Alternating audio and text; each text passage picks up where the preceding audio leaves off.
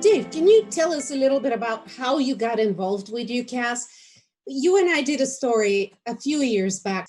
At the time, you were kind of exiting the UcaaS space. Well, that was 2015 when my business and my involvement in that business really ended. Vonage bought our company, grateful for that, and they've done really well since then with it and with those people that we called our team. But I missed it. So that was surprising to me because I thought I was going to just feel relieved of it. But on the other hand, I missed working with those people. I missed working with my friends and colleagues around the world that we've spent a decade or more developing. And so I found myself wanting to get back into UcaaS and still not give up a piece of who I am, which is a guy who's seeking to use his intentional purpose in some sort of way that can benefit others. I am very interested in your perspective because you straddle two different worlds. You are a UcaaS expert for sure. You've known telecom for many years, but you also have a different side of you and of your life. If I remember well, many years ago, you were just a Christian minister and you were trying to do your best to build a church and coach your congregation, give them life advice. And all of a sudden, something happened and you kind of felt challenged to enter the world of communication. It was what kind of started out as, like you said, a challenge. So I was teaching a biblical class around business ethics, and it was really kind of fun for me to jump into that whole world of business as I was preparing for this and trying to bring scripture to that idea of how do we have a business that matters, a business that has some sort of meaning to it, a business that uses people's talent, and how do we keep all of that above board with great ethics. So afterwards, a man who was my friend came up to me and said, Dave, this is really kind of bullshit. And I said, what? These are biblical principles. If you live your life by these principles, your life goes better. And he said, yeah, well, what do you know about this? You've never had a job. And so I said, yeah, this is the job. And so he said, no, it isn't. This is the church. You graduated from college, went to seminary, went into a church. You have no idea what it's really like. This is a little bit like talking to a priest about sex. And I went, what? It was just the craziest kind of conversation that we were having, but it was really authentic. And I said, you know what? Part of me wants to believe he's right. I really haven't experienced the business place. And he wanted to give me a job, come in as sales, and just see what it's like to be really challenged in this whole idea or around this whole subject. So I did. I took his dare and I resigned my job at the church and went on to be part of his business. And that one thing led to another. And that's how I got immersed into the world of technology. And in 2002, I saw what was happening in the telco space and how we were going to put voice over the internet and how that might disrupt everything. And it did. And I jumped into this thing with a team of people, began a company, bought a BroadSoft switch, and went from there for the next 12 painful but exciting years.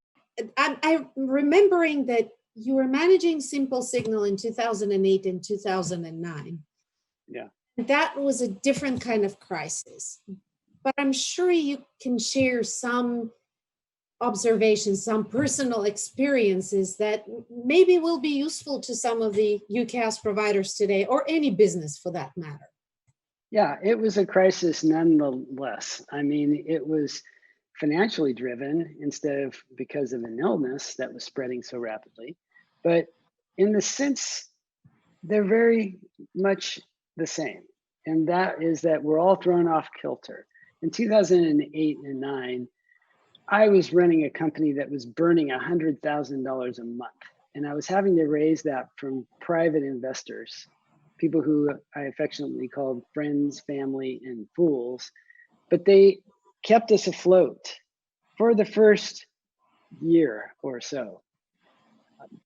But by then they thought I should be able to go to a bank and get funding or other different ways that we can raise funds and not solely depend upon them. But that just wasn't the case. It got extremely difficult during that time for me to be able to continue to go to people and raise funds like that. And we had some very close calls. We were growing really fast. And so we were burning a lot of cash, which is understandable when you're putting in growth rates like we were. And yet on the other hand, they didn't want to keep feeding the beast like that. It felt like this was never going to get turned around. This thing was never going to get to a profitability point. And I kept trying to explain and report and keep people encouraged. And so that was probably one of my most difficult periods of my life, because we came so close to destruction so many times. But I found that my trust in God, I think my understanding of why I was doing what I was doing was strong, and I could be inspirational to the investors, to the people who worked at Simple Signal, and together we got through it. And finally in 2009, the technology was right, the funding was available, and we started to just take off. And so I was so excited when those days appeared. But during those times when it was tough and we really couldn't move much, we worked hard on our interior. We worked hard on our people. We worked hard on our systems to get all that right, so that in 2009, we were ready to emerge and we were able to put that gas pedal down and begin to move quickly into the space. And so grateful that I had a team that hung in there and that they themselves wanted to get better. And we did. We got better together. And so it was really a fun run from there. In the US, jobs were added in May and the unemployment actually declined. I guess I had a somewhat more pessimistic perspective, but the light at the end of the tunnel may be closer than I thought. Yeah, I'm hoping that way too. And we are starting to see things reopen. We're starting to see people come back to work, and we're starting to see the change already. And so I'm very optimistic that this could continue. And even if it is a bumpy road on the way back, we can make it through it. We've made it through this, we can make it through that. And so, yeah, I'm very encouraged about where this is all going to take us and the lessons learned. And again, looking at those things that we can do right now to make life move better. And part of that is just being with each other. Using communications and collaboration tools to stay together and to encourage each other. That's right.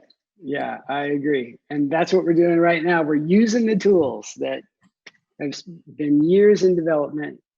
And now it's simple enough for any of us to just jump on a call and get familiar again with people. That would be another thing that I just love the idea that we can stay in touch, that we don't have to silo away somewhere, or that communication is at all difficult. Instead, I think that it's possible for us to spend some time every day maintaining our relationships, maintaining the communication that drives relationships.